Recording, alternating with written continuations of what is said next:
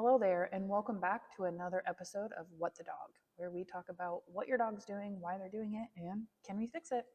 My name is Katie. I am the owner of For Pete's Sake Dog Training and a certified professional dog trainer, and I'm here to give you short, sweet, and simple answers to your questions as a dog parent because we are all busy and not always have a lot of time to listen to episodes. So I've been doing groups on different dog breeds lately, and the last one I want to get to is the working breed.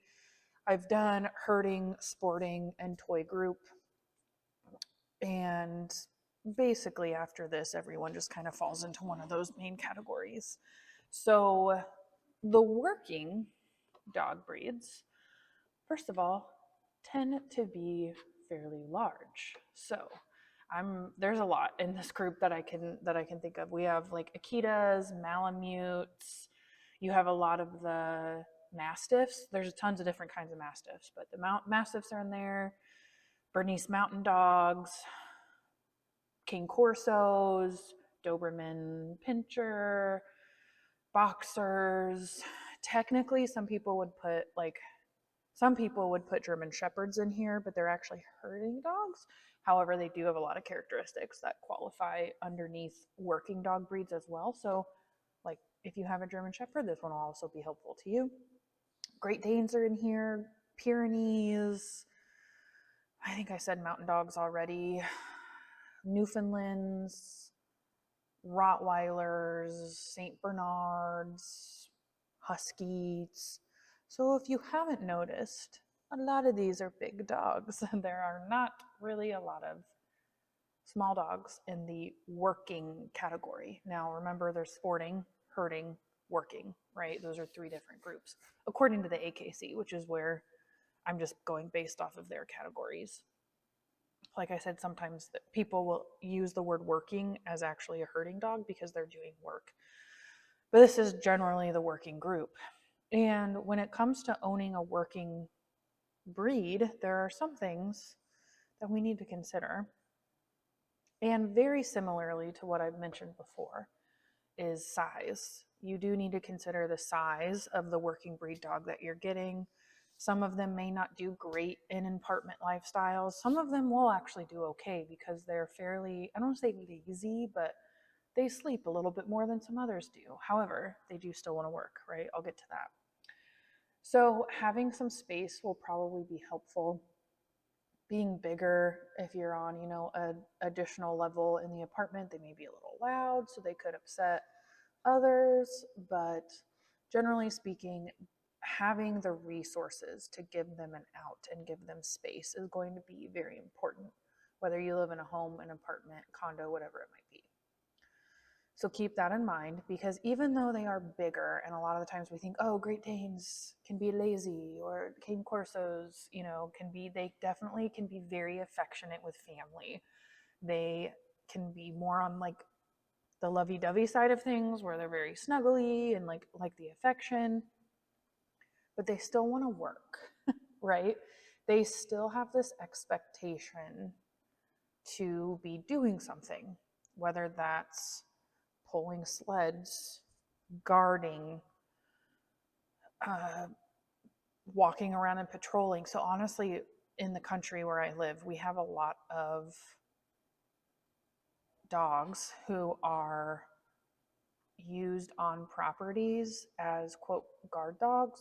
Usually it's a Great Pyrenees, and they tend to walk a lot around their property and sometimes off their property, but they are usually used for livestock guard dogs, right? So they need space for their exercise and not necessarily running and doing all this fast stuff, but definitely need to get their job checked off the list, right? So we want to make sure that you're able to take them on walks, take them on hikes or bike rides or whatever it may be, getting them out in the open in space. Excuse me. So being able to work your working dogs is going to be very important.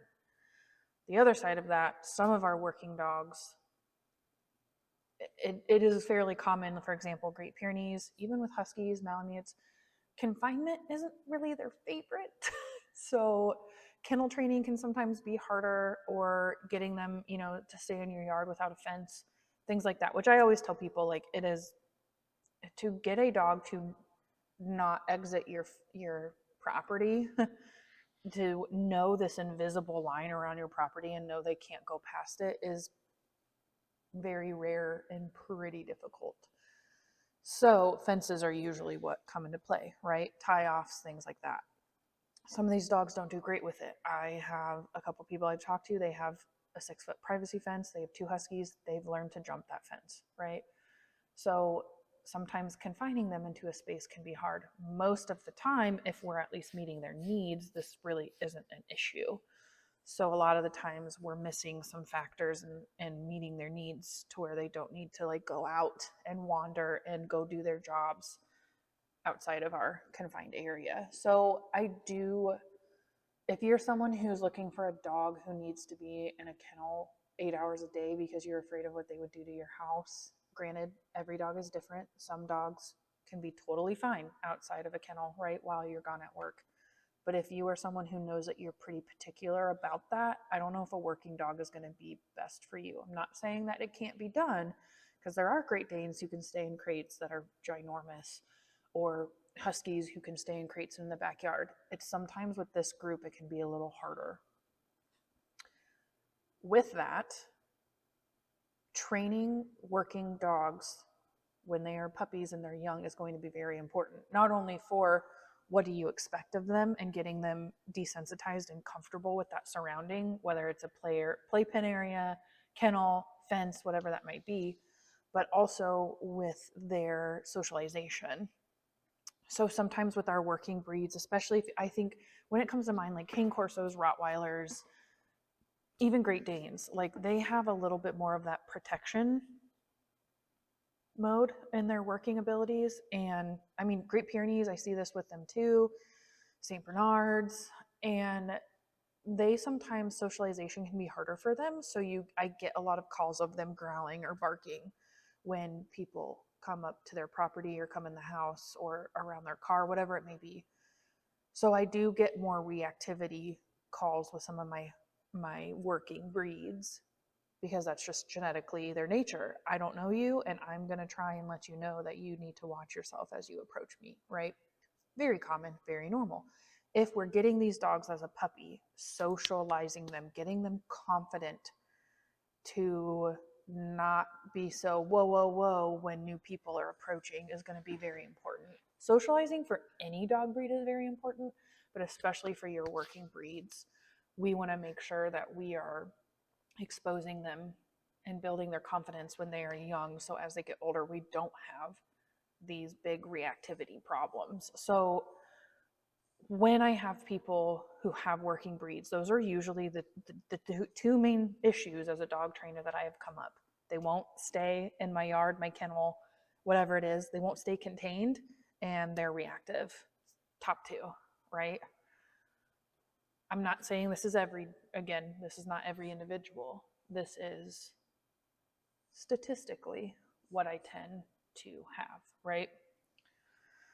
So those are the top 2 things I want people to keep in mind. Obviously, with bigger dogs, if we need medications, the price for medications for bigger weight is going to be higher. Price for food is going to be higher. I mean, Great Danes are eating, 3-4 cups of food a day. Like expenses can definitely get higher. You need a big bed for some of these dogs, right? You can't just go buy a $20-$30 bed for that's 2 feet long. Like, you need a big bed, and those tend to, as they get bigger, the price increases. So financially, you may need to make sure that you can handle a more expensive dog. Also, grooming comes into play. There's some dogs where I think, okay, it's not as big of a grooming deal with like your Cane Corsos, your Mastiffs, Tibetan Mastiffs though, right? Some of your short-haired dogs, Great Danes, Argentinos, like they probably don't need as much grooming as your St. Bernards and your Great Pyrenees, your giant Schnauzer. Sorry, I'm looking to see where my dog's going. I can hear him moving around in the background. Some of the Huskies, right, Akitas, like some of these dogs have pretty long fur. So one, learning about their fur is going to be huge, but also the, expensive grooming is probably going to be something that you're going to want to upkeep. Some of these dogs, huskies, they have double coated fur. So while I live in Iowa, so it's cold in the winter and hot in the summer, right? We get both. While it's natural for us to say, oh, I need to shave my husky in the summertime so he'll stay cool, that's actually not the case. And I'm not a groomer, so I'm not going to touch on this too long, but they actually have systems in play. Oh, that's pretty cute. Sorry, my dog's just like snuggling by himself, and I just love when dogs snuggle on his little blinky.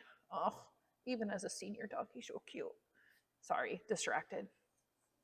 That double coated fur is really important that we don't cut it off. So those are things to consider. Learning about your dog's coat. Also, if you don't want a lot of hair around your house, a husky is probably not for you. And I'm just going to put this out here, short-haired dogs shed too.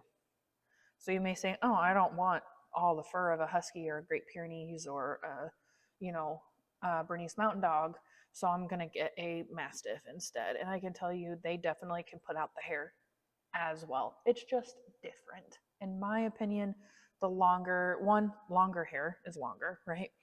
It tends to be fluffier. Like I love cats, don't get me wrong. I'm not a huge cat fan though, especially the long-haired cats, because it's just like fluffy and it sticks to me and like it tickles more than like my dog's fur. It's shorter, and actually sometimes I get splinters with my dog's hair because it's more coarse. So I can handle the shorter, coarser dog fur than like the longer, fluffier ones. And my dog doesn't, I mean, he should get brushed every day, right? But I don't. I don't brush my dog every day. With these long-haired breeds, you're gonna have to brush them every day. So the nice thing with the working group is there is a variety of hair coats in there. You have, your Dobies who have short hair all the way up to your Bernese Mountain Dogs who have pretty long hair.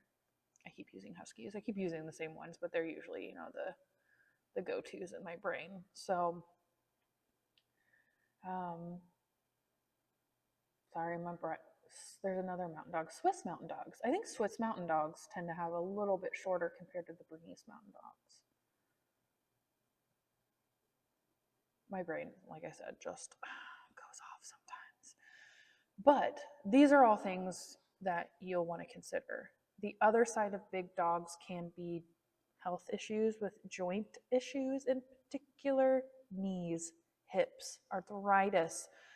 This can be pretty common with our bigger breeds, and statistically, to be honest, they don't tend to live as long as our younger breeds. I mean, I've been meeting Westies that are in their 20s, and it is ridiculous when Great Danes can live to maybe be 10, right? It's sad.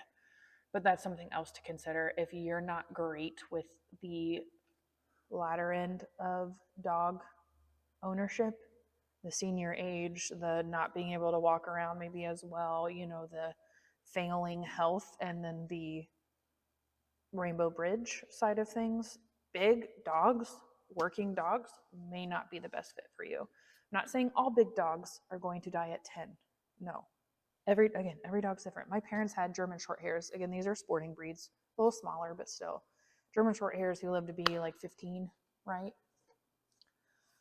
So it all just depends. But statistically, some of these guys aren't really living as long as some of the others.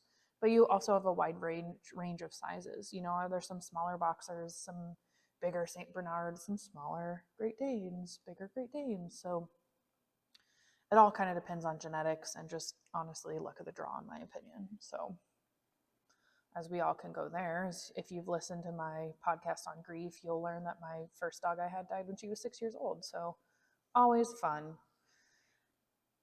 But anyway, we're talking about working dogs, not my dog. She was a pity mix. But anyway, lastly, I mean, if you're going to go for a specific breed and you want to go to a breeder, you need to make sure you are researching that breeder. You want to meet mom and dad. You want to ask them how they're socializing, see the conditions. If they won't show you mom and dad or meet mom and dad, and sometimes that's either their condition is bad or they cannot meet other people because they're not socialized, that's a red flag. Like,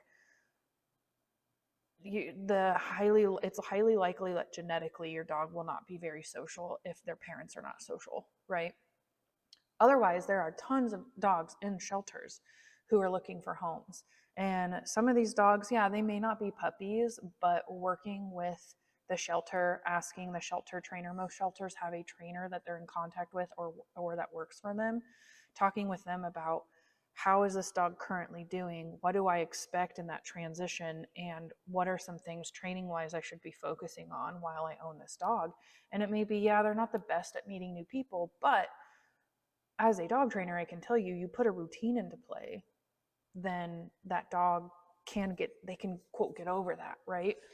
My dog is 8.5 years old and I've moved with him a lot. And he's now to the point where it used to take him multiple times of meeting someone before they could even touch him. And now it's like within usually 5 to 10 minutes, we can play ball, we can interact with him. He's doing great. So that, and I don't have people visit my house all the time. And you're like, whoa, it took you 8.5 years to do that. Honestly, we've moved 4 times in the 8 years I've had him. Every time we move, we are basically starting at ground zero. And I have people come to my house like 4 times a year.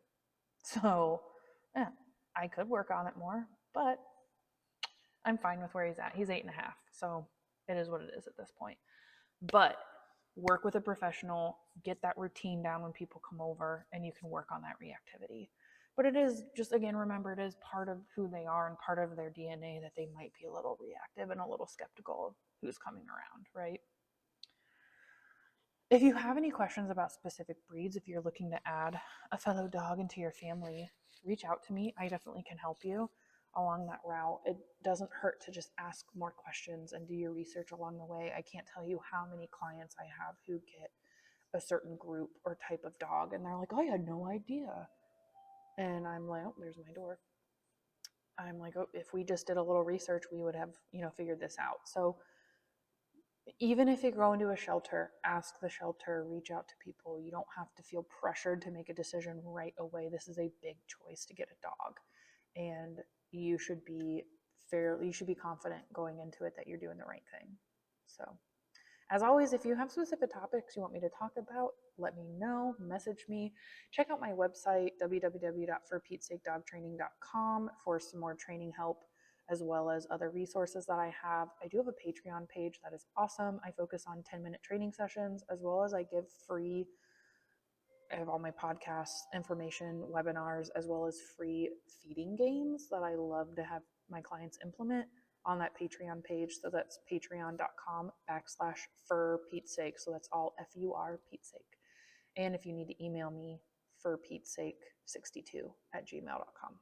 So thanks, guys, as always, for listening. I will be making sure I get these podcasts out and keep answering your questions. So as always, we'll see you later. Bye.